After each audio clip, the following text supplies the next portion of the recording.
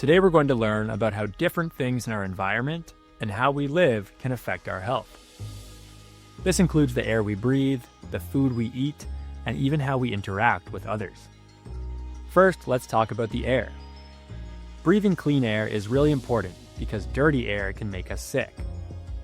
Things like car smoke and factory fumes can pollute the air, which can cause problems like asthma or allergies. That's why it's good to play in areas with lots of trees, because trees help clean the air. Now, think about the water we drink and use. If water gets polluted by things like chemicals from farms or factories, it can make us very sick.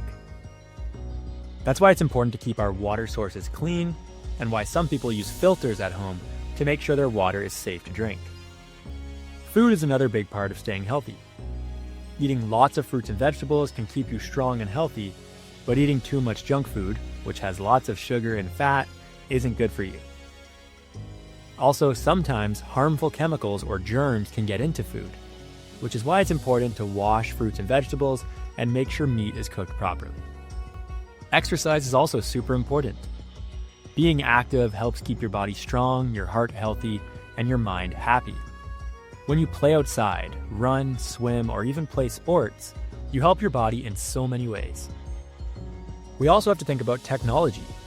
Watching too much TV or playing games all the time on tablets or computers without breaks can be bad for your eyes and can make it hard for you to sleep. So, all these things from our environment and how we live can really make a difference in how healthy we are.